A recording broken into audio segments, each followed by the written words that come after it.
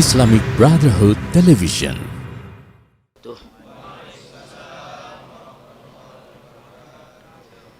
Bismillah walhamdulillah wassalatu wassalamu ala rasulillah wa ala alihi wa sahbihi wa mawalah. Allahumma anfa'na bima 'allamtana wa 'allimna ma yanfa'una.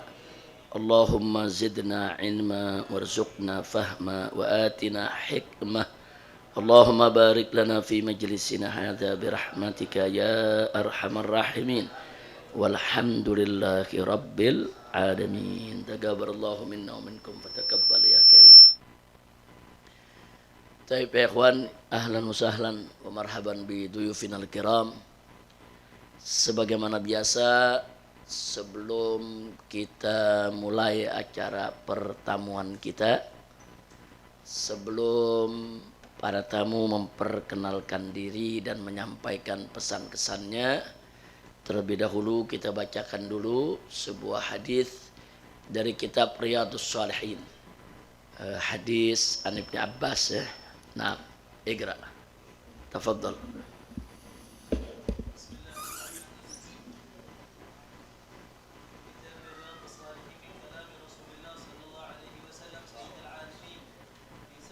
المتصل إلى الإمام العلامة المجتهد محي الدين أبي زكريا يحيى بن شرف النووي رحمه الله تعالى ونفعنا به وبعلومه وعلومكم وعلوم سائر الصالحين آمين.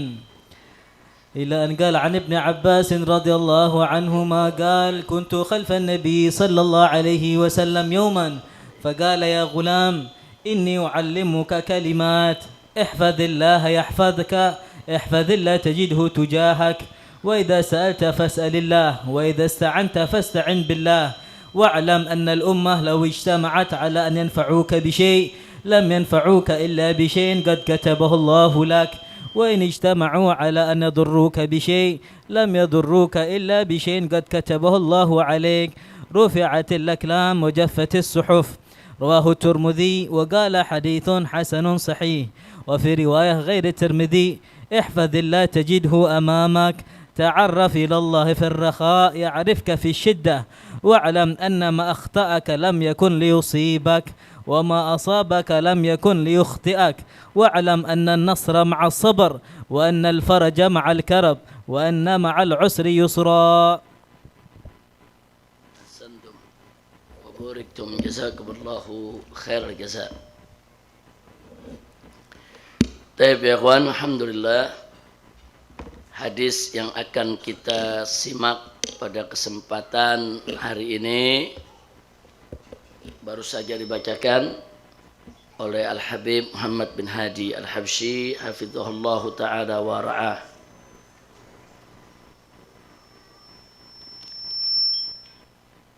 Hadis yang dibacakan barusan dicantumkan oleh Al-Imam An-Nawawi radhiyallahu anhu di dalam kitab Riyadhus Shalihin Babul Muraqabah, hadis nomor yang ke-67. Hadis nomor yang ke-67. Mari kita perhatikan. Di sini disebutkan an Ibnu Abbas radhiyallahu anhuma. Hadis ini diriwayatkan oleh Sayyidina Abdullah ibn Sayyidina Al-Abbas. Sayyidina Al-Abbas adalah paman Nabi kita Muhammad sallallahu alaihi wasallam, sedangkan Abdullah adalah putranya. Jadi Abdullah ibn Abbas, perawi daripada hadis ini, adalah sepupu dari Nabi kita Muhammad sallallahu alaihi wasallam. Nah, kemudian di sini Abdullah ibn Abbas meriwayatkan kepada kita, menceritakan untuk kita semua. Beliau mengatakan, kuntu khalfan nabiyyi sallallahu alaihi wasallam. Dulu aku pernah berada di belakang Nabi alaihi salatu wassalam. Kemudian jadi beliau katakan, kuntu khalfan nabiyyi sallallahu alaihi wasallam yauman faqala. Jadi suatu ketika aku pernah ada di belakang Nabi, kemudian Nabi berkata, ya gulam, hei anak muda. Nah, kenapa disebut anak muda? Karena memang Abdullah ibn Abbas ini min sigharis sahabah. Artinya termasuk sahabat kecil Nabi. Jadi kalau Sayyidina Abu Bakar Siddiq, Umar ibn Khattab, Utsman ibn Affan itu min kibaris sahabah, sahabat-sahabat yang memang berteman dengan Nabi, masuk Islam sudah dewasa. Sedangkan Abdullah ibn Abbas ini memang sahabat kecil. Bahkan pada saat beliau masih bayi dibawa oleh ayahnya, didoakan oleh Nabi alaihi salatu wassalam. Di antaranya doanya adalah Nabi doakan beliau agar beliau ini Allahumma alihmu ta'wil. Jadi Nabi memohon kepada Allah agar anak ini diberikan oleh Allah kemampuan hikmah dan ta'wil. Dan ternyata ya memang doa Nabi mustajab. Abdullah bin Abbas tumbuh dewasa sebagai seorang ulama besar di kalangan sahabat dan menguasai berbagai disiplin ilmu agama. Jadi beliau bercerita nih waktu beliau lagi muda-mudanya ini ada di belakang Nabi, terus Nabi panggil, ya gulam, ya anak muda, inni u'allimuka kalimatin. Nah, sesungguhnya aku mengajarkan kepada kamu beberapa kalimat. Maksudnya beberapa kalimat di sini, beberapa perkara, beberapa pelajaran penting untuk menjadi pegangan.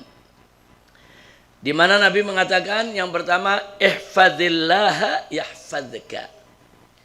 Jagalah Allah, niscaya Allah pasti akan menjagamu. Nah, maksud jagalah Allah, jangan salah paham. Allah nggak perlu kita jaga. Nah, ini orang sekarang kadang-kadang diputar balik tuh omongan.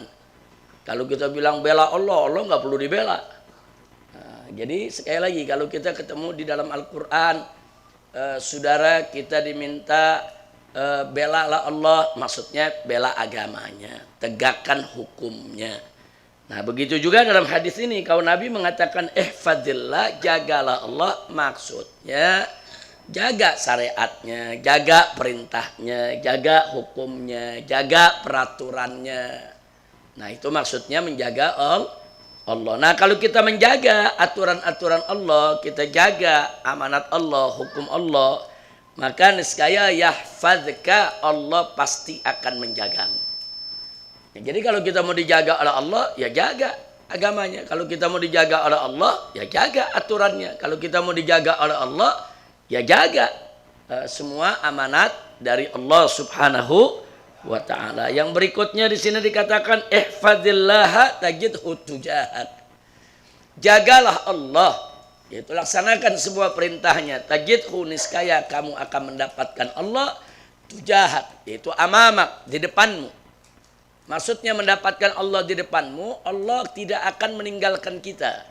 Allah akan terus mengawasi kita dan peduli kepada kita. Allah akan terus menjaga kita, melindungi kita. Manakala kita secara kontinu terus-menerus juga menjaga hak-hak Allah. Jadi zaman sekarang orang banyak cerita hak asasi manusia. Tapi dia lupa kewajiban asasi manusia. Dia hanya bicara hak asasi manusia, dia lupa hak asasi Allah. Allah juga punya hak atas diri kita. Bukan hanya manusia yang punya hak ya kawan. Allah itu punya hak. Itu yang kita sebut dengan kewajiban asasi manusia. Jadi ada kewajiban asasi manusia, ada hak asasi manusia. Ada hak, ada kewajiban. Jangan melulu kita bicara hak asasi manusia, tapi kita tidak pernah peduli kepada kewajiban asasi manusia. Kewajiban asasi manusia itu cuma satu. Apa sih kewajiban asasi manusia? Allah firmankan dalam Al-Quranul Karim, faqala ta'ala, wa ma khalaqtul jinna wal insa illa liya'budun. Itu kewajiban asasi manusia. Allah nyatakan wa ma khalaqtul jinna wal insa, tidaklah aku ciptakan jin dan manusia illa kecuali liya'buduni, liya'budun. Nah, nunnya di situ nun wiqayah itu terakhir. Jadi liya'budun artinya liya'budun, untuk mereka menyembahku, beribadah kepadaku. Itu kewajiban asasi manusia. Nah, jadi jangan kita bicara hak tapi lupa kewajiban. Nggak bisa. Anda berhak dapat gaji dari kantor di mana Anda bekerja, tapi jalankan dong kewajiban Anda untuk bekerja dengan baik, untuk masuk tepat waktu, pulang juga jangan nyolong waktu, saudara, sehingga Anda mendapatkan hak untuk digaji, untuk mendapatkan segala macam fasilitas. Kira-kira jelas ya. Nah, sekarang saya tanya, masuk kerja nggak pernah, saudara, bolos dulu, tapi di akhir bulan minta gaji penuh. Kira-kira gimana kita bilang? Ayo jujur, tahu diri gak? Tahu diri gak? Ya begitu kita kepada Allah, saudara. Nah karena itu jangan melulu kita bicara hak manusia dengan melupakan kewajiban asasi manusia. Kewajiban asasi manusia, saudara, itu dulu yang kita penuhi. Nah, jadi jangan cerita hak asasi manusia, dikit-dikit hak asasi manusia ini dilanggar, marah, dikurangi, marah. Tapi kewajiban asasi manusia terhadap Allah tidak dipedulikan. Na'udzubillah min dzalik. Baik, kita lanjutkan. Berikutnya Nabi katakan, idza sa'alta fas'alillah, jika kamu meminta, mintalah kepada Allah. Minta apa saja yang kita inginkan, minta kepada Allah. Anda minta kepada Allah, jangan pernah ragu, jangan pernah bimbang, jangan pernah khawatir, minta apa aja kepada Allah. Ad-du'a silahul mu'min, doa itu senjatanya orang beriman. Ad-du'a mukhul ibadah, doa itu adalah otak atau sumsumnya ibadah. Minta kepada Allah. Apa saja kebutuhan Anda, minta kepada Allah. Allah maha kaya, Allah maha dermawan, Allah maha baik, ya ikhwan. Jadi siapa-siapa yang meminta kepada Allah, maka Allah tidak akan pernah mengabaikannya.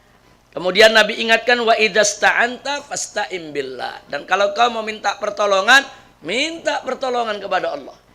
Jadi mau minta apa aja, minta kepada Allah. Kita ada bahaya mengancam kita, kita butuh perlindungan Allah, pertolongan Allah, minta.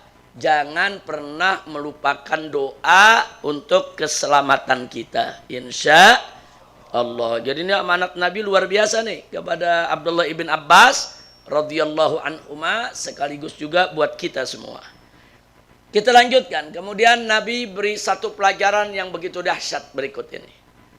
Apa kata Nabi? Wa'lam, ketahuilah, anak muda, ketahuilah oleh kamu, kata Nabi, annal ummata, andai kata umat ini semua, mau jin dan manusia bersatu semua rame-rame, law ijtama'at, andai kata mereka itu berkumpul, ala an yanfa'u, untuk memberikan manfaat kepadamu, bisain, dengan sesuatu, rame-rame semua manusia kumpul ingin memberikan manfaat untukmu dengan sesuatu. Apa kata Nabi?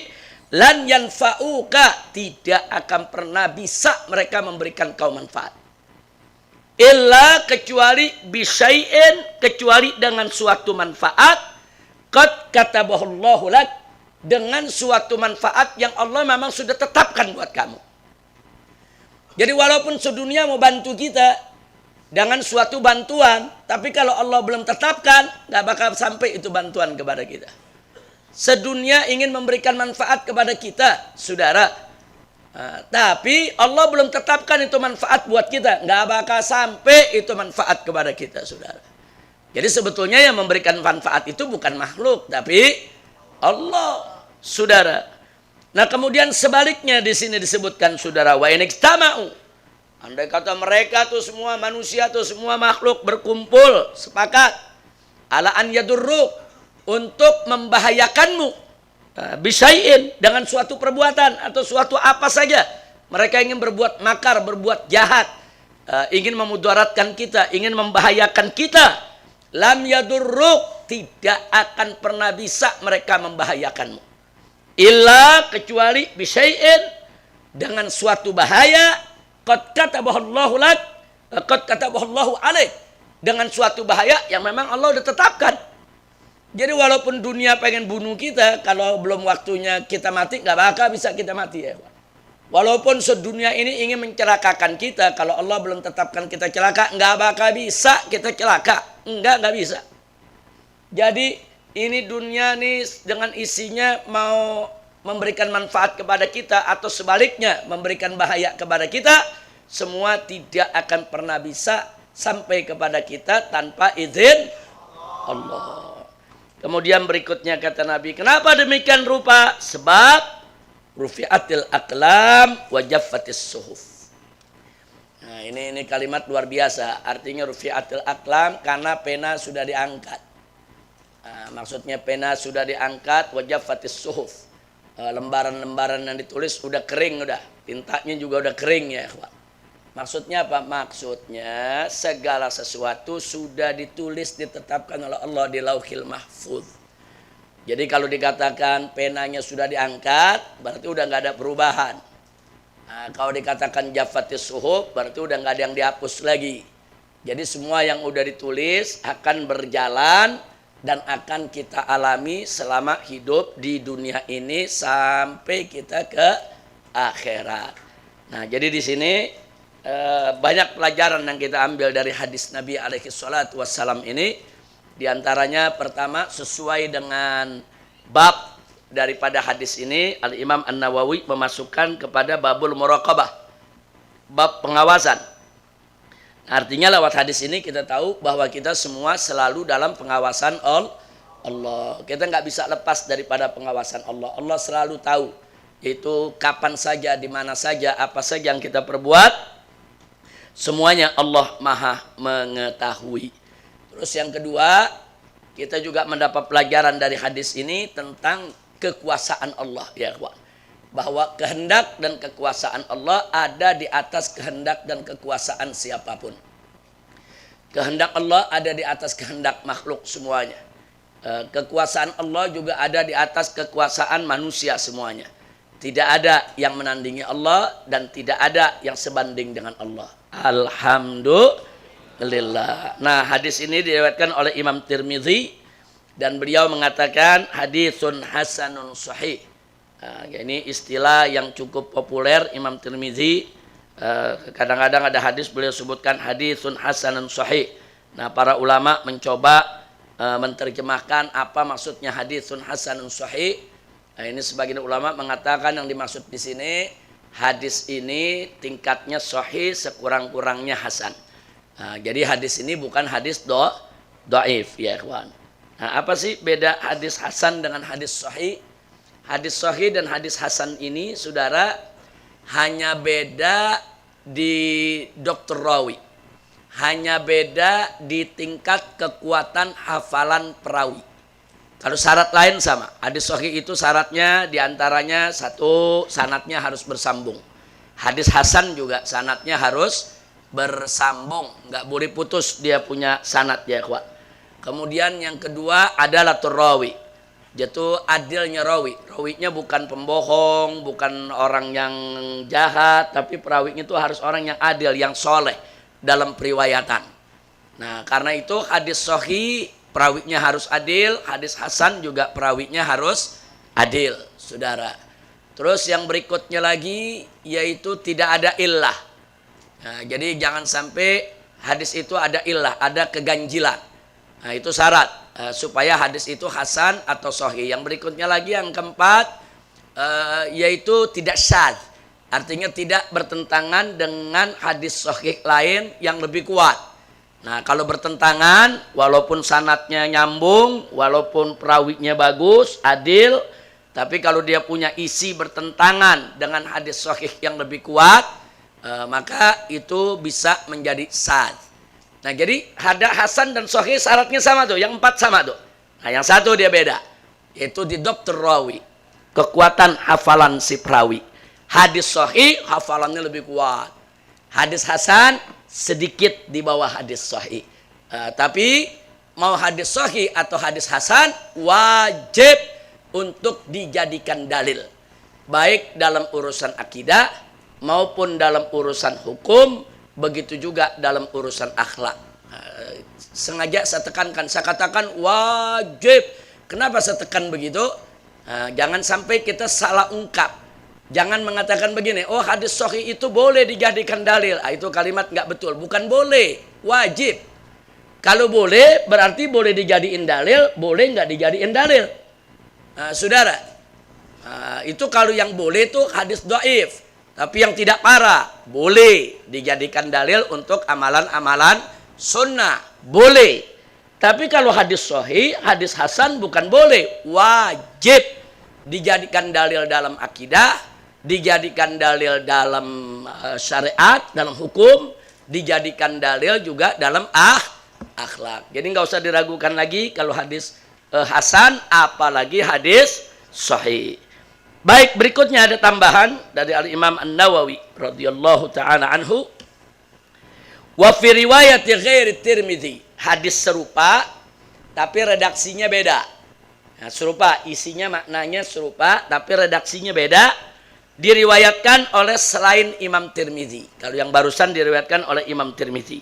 Nah, yang lain yang meriwayatkan bunyinya sebagai berikut. Nabi mengatakan, ihfadillah tajidhu amama.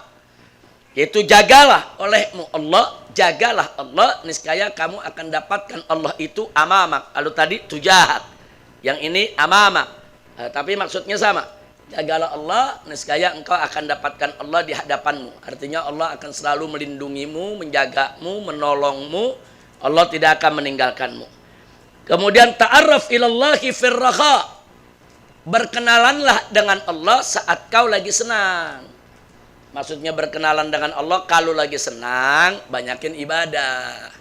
Banyakin sholat, banyakin puasa, banyakin sedekah, banyakin baca Al-Quran, banyakin perbuatan baik. Kau lagi senang, maksudnya lagi senang tuh badan lagi sehat, rezeki lagi ada, waktu lagi luang. Nah, itu firraha. Nah, lagi raha begitu, saudara, lagi senang, lagi enak, duit lagi ada, rezeki cukup. Ingat kepada Allah. Nah, berkenalan dengan Allah, isi semua itu dengan ibadah. Maka di sini dikatakan oleh Nabi, ya arifka fisiddah. Jadi kalau kau berkenalan dengan Allah manakala kau lagi senang, niscaya Allah akan memperhatikanmu tatkala kamu lagi susah. Jadi kalau kita lagi sehat, kita berkenalan dengan Allah, beribadah kepada Allah, nanti begitu kita lagi sakit, Allah yang mudahkan untuk penyembuhannya. Nah, kalau kita lagi senang, saudara, kita berkenalan dengan Allah. Kalau suatu ketika kita lagi susah, lagi dililit utang, lagi banyak masalah, Allah akan mudahkan urusan kita. Nah, jadi berkenalanlah kepada Allah saat lagi senang, nanti Allah bantu kita saat kita lagi susah. Jadi jangan berkenalan kepada Allahnya lagi susah doang. Nah, lagi susah ingat sama Allah.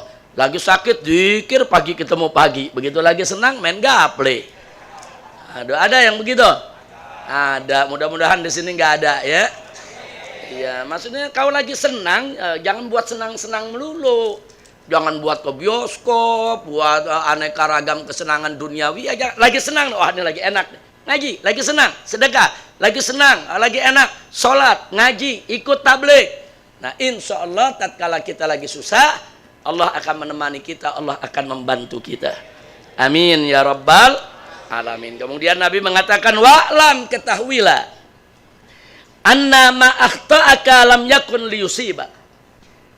Sesuatu yang sudah ditentukan akan lepas dari kamu, maka niscaya pasti dia nggak bisa mengenai kamu. Jadi kalau sesuatu Allah udah tetepin nggak bakal kena ke kita. Orang mau bunuh kita, Allah udah tetepin kita nggak bakal kebunuh, nggak bakal kena sama kita ya ikhwan. Hatta orang mau tembak kita 2000 peluru lagi ya ikhwan. Kalau Allah udah tetepin tuh peluru nggak bakal ada yang kena badan kita, nggak bakal kena. Karena semuanya ada dalam ketetapan Allah. Wa ma asabaka. Tapi apa-apa yang sudah ditetapkan oleh Allah kena kepada kamu, lam yakun yukhti'an. Nggak bakal meleset.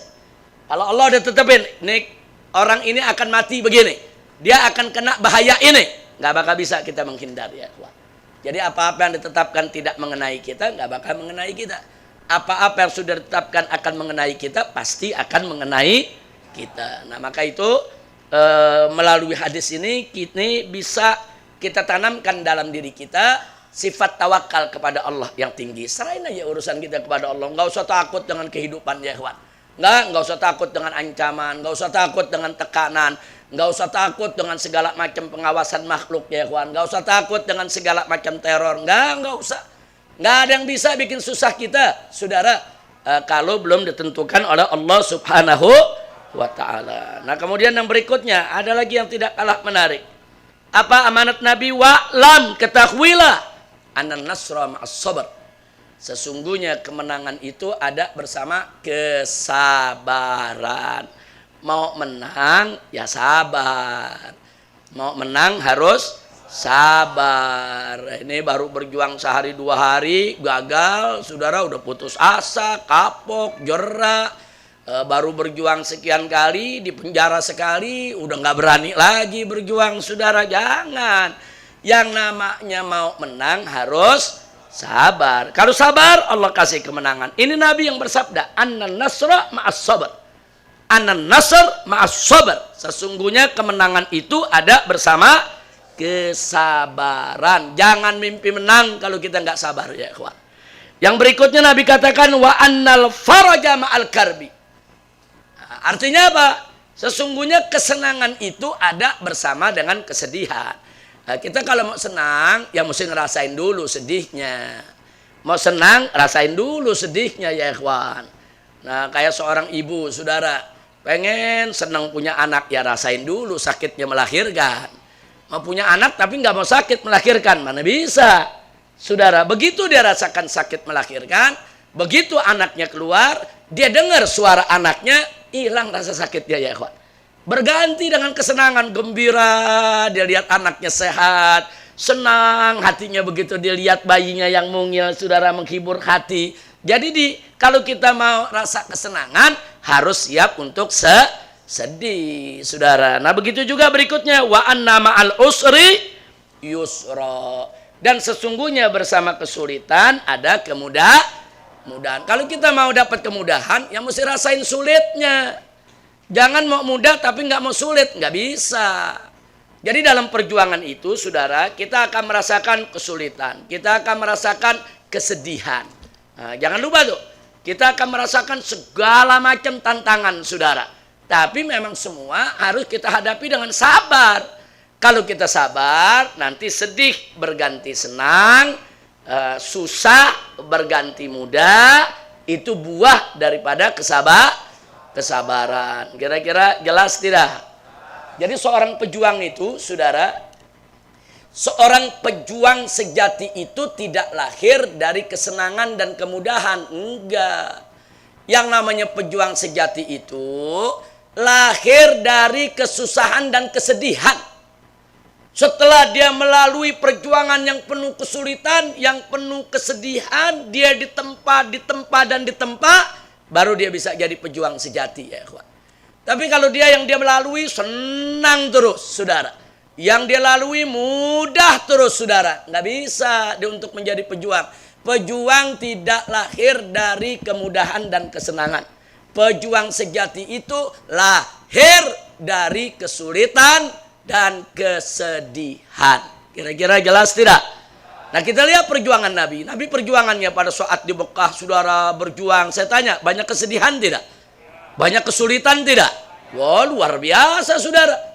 Luar biasa yang dihadapi oleh Nabi. Kalau kita yang kita hadapi sekarang nggak seberapa dibandingkan dengan suka duka perjuangan Nabi kita Muhammad Sallallahu Alaihi Wasallam. Jadi memang dakwah begitu, bukan itu aja. Jangankan yang hisbah, yang amar ma'ruf nahi munkar, yang resikonya bisa diculik, disiksa, dibunuh, dipenjara, saudara. Yang dakwah lembut saja tetap ada tantangannya, bukan tidak, saudara. Yang dakwah lembut, dia dakwah ke kanan, ke kiri, keluar kota, tengah malam, pagi, siang, sore, malam. Itu bukan nggak melelahkan, saudara. Tenaganya keluar, keringatnya keluar, saudara. Dia lelahnya luar biasa. Karena dia berdakwah tidak berhenti, saudara. Nah, jadi dakwah pun, saudara, pada akhirnya dia akan merasakan kesenangan, kebahagiaan dengan dakwahnya setelah dia melalui aneka ragam tantangan, ancaman, kesulitan, kesedihan, baru dia bisa merasakan kesenangan. Nah, jadi kalau ada pepatah bahasa Indonesia, berakit-rakit ke hulu, berenang-renang ke tepian. Apa tuh lanjutannya? Bersusah-susah atau bersakit-sakit dahulu, bersenang-senang kemudian. Nah, jadi sebetulnya tuh pepatah itu ya dari pelajaran Islam juga, saudara. Emang Nabi ngajarin kan begitu. Fa inna ma'al usri yusra, fa innal ma'al faraji al-karb, saudara. Nah, mudah-mudahan insyaallah Allah Subhanahu wa taala menguatkan yaitu jiwa kita semua. Allah memberikan kepada kita kekuatan dan memberikan kemenangan. Amin ya rabbal alamin. Saya rasa cukup untuk hari ini ya ikhwan, apa yang bisa kita sampaikan mudah-mudahan manfaat untuk kita semua.